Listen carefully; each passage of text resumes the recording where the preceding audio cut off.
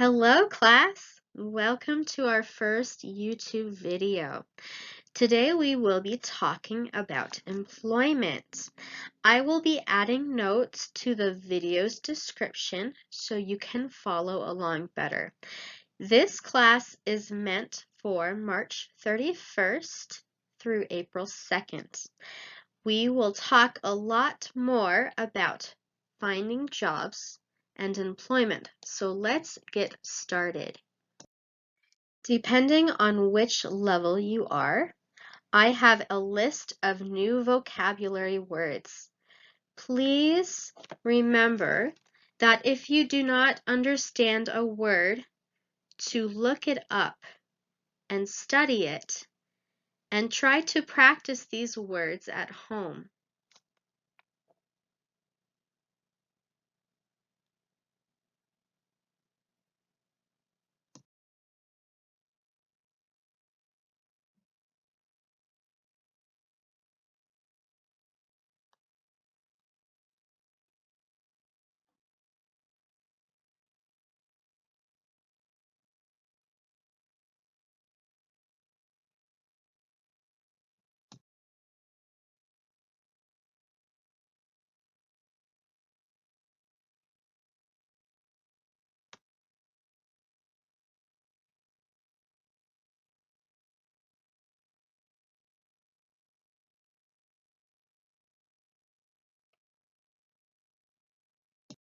Here is what we will be going through within the lesson of employment.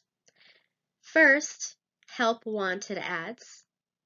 Next, looking for a job, job applications, resumes, cover letters, job interviews, thank you notes, and finally, grammar within the lesson. Help wanted ads. Have you ever seen a help wanted poster through a window? A job advertisement online? Or maybe even an advertisement in the newspaper? Many companies try to reach out to different people so that they can find the best candidates possible for the job. They usually include descriptions of the job and the qualifications for applying for the job. Sometimes they might even include how much they pay.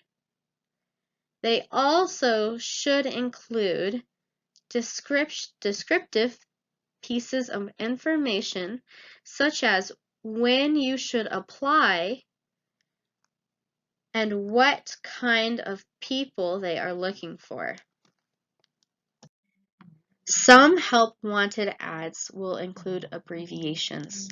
An abbreviation is a shortened form of a word or phrase. These abbreviations could be found on your vocabulary list. Let's go through the first one together. We have the letters FT. What could FT stand for?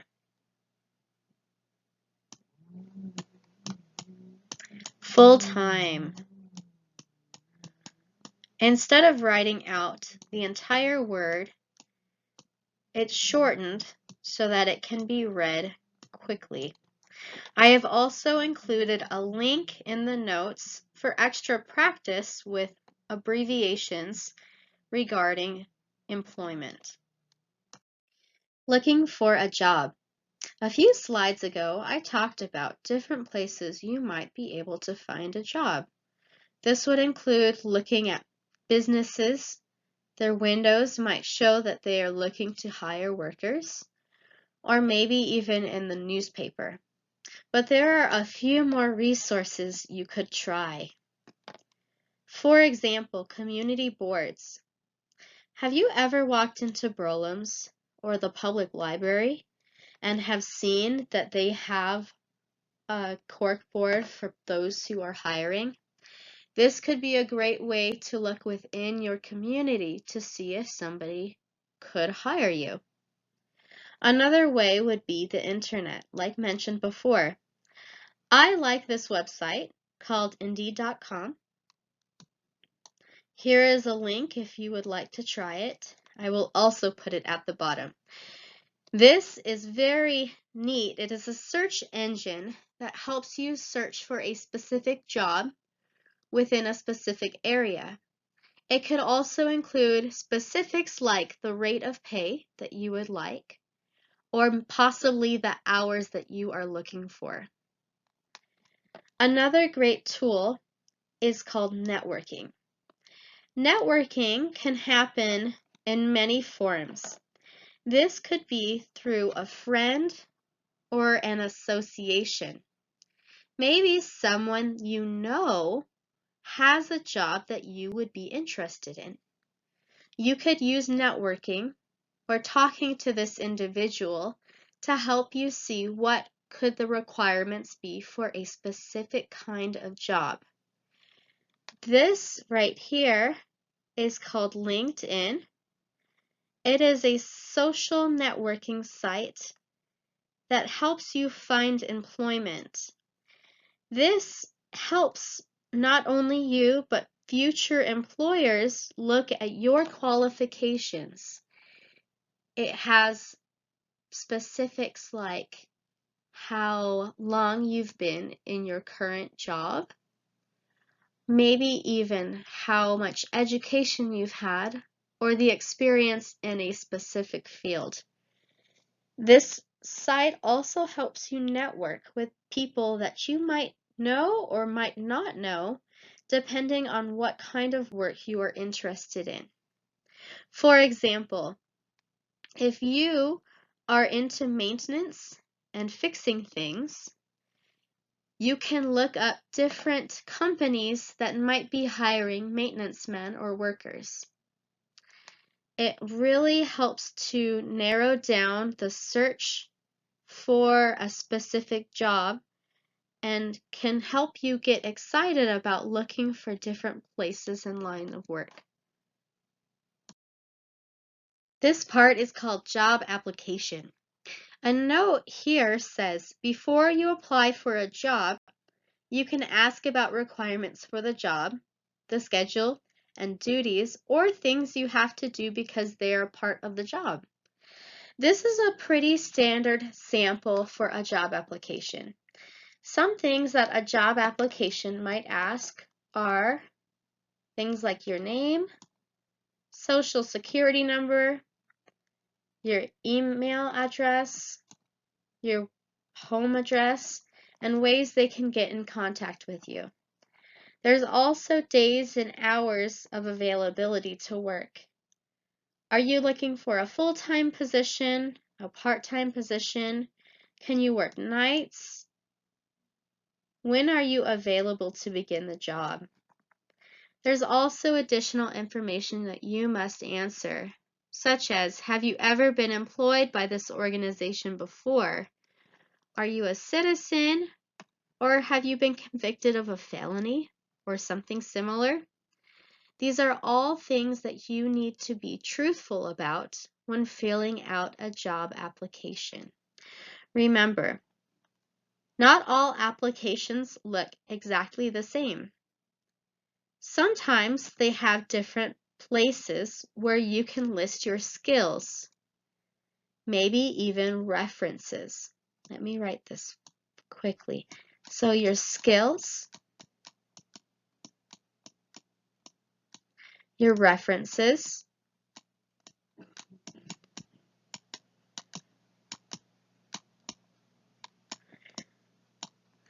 they could possibly ask you about your employment in the past and where you have worked, or even how much schooling you have had in the past. Not only is the content very important in the resume, but also the wording.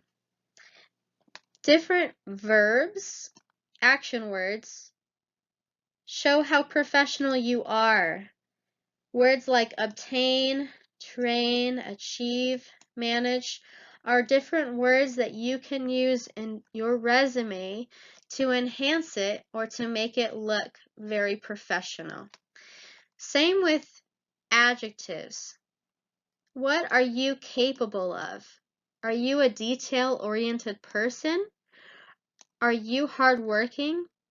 Is your work effective? Sometimes the wording that we add in our resumes helps to enhance it or to make it look more professional and look like we deserve the job that we are applying for. These are just a few tips of how you can make your resume stand out or look very, very good to your future employer. Your resume should be easy to read, look professional, and be typed on white paper. It should only be 1 page long. It should give a short description of pieces of information. In this case, you don't need to write incomplete sentences. Never lie on a resume. Make sure your information is very specific to you. Do not add information that could be false. It's very important that it is truthful. Check it carefully. Avoid grammatical errors, punctuation, and spelling. Have it make sense. It could help if 2 or more people look over it before you give it to a future employer. Lastly, do not give out personal information such as your age, your marital status, how many kids you have, and do not include photos with your resume. Some of this information is not required to be asked during the interview, and employers really don't need to know some of this information. Remember, this is a document about you and you only. Make sure that it reflects who you are professionally and as an individual. Let's talk about one of the most important parts of applying for a job. This is called the resume. Resumes, now this is a note, is important because when you apply for certain jobs, you need to send a resume. A resume is a short document that states your job objective, that is, the type of job you want, and lists your job experience, skills, and education. People often tailor or individualize their resumes for specific jobs so that employers can see how their experience and abilities would make them good candidates for those particular positions. Like mentioned in the note, there are different things you must include in your resume, including contact information, job objective, your experiences working with different places and companies, your education, certifications you might have received, as well as additional skills. Another very important part when applying for the job is including a cover letter. There is a note that says, when you send a resume to an employer, you must send a cover letter also.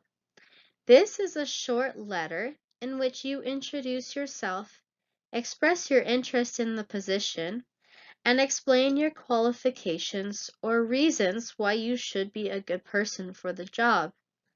Your qualifications can include skills, experience, and education, as well as personal qualities. The letter should be typed and follow business letter form like this one shows right here. It has the body of the letter. It has a return address, or it has the address that you are sending it to. It also has a closing right here, and your name, maybe even your signature. It is very important to write cover letters that reflect why you want this position in the first place. A cover letter is different from a resume because you should write in complete sentences. This explains in depth why you really want this position and why you specifically would be a good hire for this particular position. This part is called the job interview. I have a note here that says, some employers will ask you to fill out a job application at your interview. Take with you the names, addresses, and dates of your past jobs and schools, as well as names and phone numbers of your references so you can complete the application if necessary. If the job requires a resume, take several copies with you. Job interviews are very important to prepare for, and you might wonder how you can prepare for a job interview. There are things you can do, such as research the company you will be working for, have answers ready if they ask about you or what you are capable of for this desired position, or just simply being relaxed, calm, and ready to talk to this future employer. It's important to remember that there are things that you should and should not do at a job interview.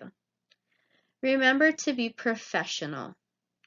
Remember that the interviewer wants to know about you. Be confident in yourself. Dress appropriately for the job you will be hired for. Don't do things like not dress appropriately or forget why you are even interviewing in the first place. The job interview shows the employer that you are capable of doing this job that they have been looking for. So, I also included a link in the description to watch a video and to read about what they would be looking for within a job interview. Please go back and look at the resume and cover letter portion as well, and click on the links so that you can have a better idea of how to write a good resume and how to write a professional cover letter. One of the last steps when applying for the job is to write a thank you note. And why would we write a thank you note? First, it's polite and it shows respect for the person's time that you interviewed with. It shows you really want the job. It gives you the chance to remind the employer why you're the best candidate for the job, and it can help you stand out from other people who also want the job. Just think back and remember how important it is when other people say thank you to you. I think that thank you notes go a long way in showing that you are the best person for the position. Thank you notes are important to write, so that you can be remembered for the work and the preparation that you put into this position and job. Let's go over some of the grammar that you can practice using within this lesson. The first one is simple past tense. Now we will use this with what and where questions. So, for example, what did you do yesterday? Or where did you go yesterday? Now these right here are the verbs do and go. And when we talk about simple past tense, we also need to remember that some verbs are irregular and some verbs are regular.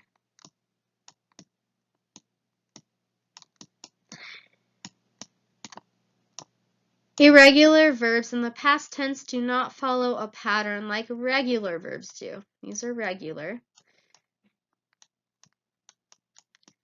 Like I have mentioned before, irregular verbs are difficult and tricky, but with time they become very easy. So remember to practice.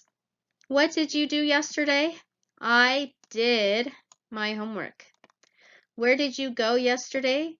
I went to the grocery store. Now with regular verbs, an ed is added to the ending. So you don't have to change the base of the verb at all. What did you cook yesterday? Cook is a regular verb in the past tense. I cooked a turkey. Where did you play yesterday? Again, a regular verb. I played at the park. Cooked, ed, and played, ed. Now we have talked about this before, present perfect continuous. There's a note that says the present perfect continuous is formed by have or has been with a verb ing. Use the present perfect continuous to talk about actions that started in the past, continue to now, and may continue in the future. Use for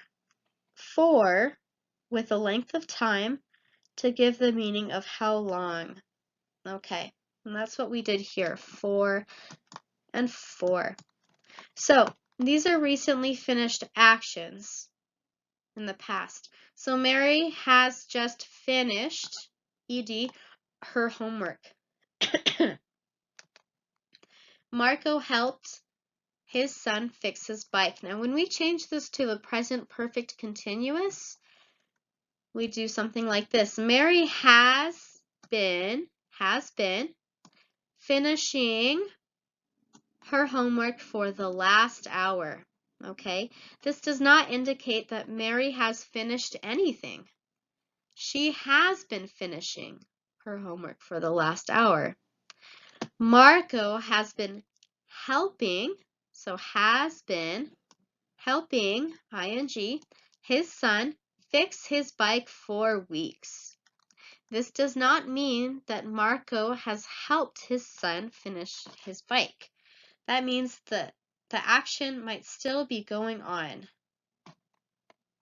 Ooh, now that the lesson is almost over, I want to share some practice activities that you could try at home.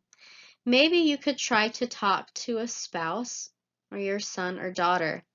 Anyways, there are different levels that you might like to try. And these are just for your own benefit, for your own practice. So there's a few that I really like in here. Talk to somebody about a job schedule that you have right now or have had in the past, and explain which days you work or worked. Talk about your benefits and whether experience was required for the job. Also, talk about an experience that you had applying for a job. Hold practice job interviews. I like this one. Make a list of good references. Just in case in the future you want to apply for a job, you have people that might be a good reference. A person that would help you in a situation if you're looking for a job. Maybe it's a past employer or a coworker that you have been with in the past. Here's different activities that I really would like you to try. Write a resume or revise a resume if you already have one with up-to-date information and job information. Also, look on the internet for common interview questions and practice with someone you know.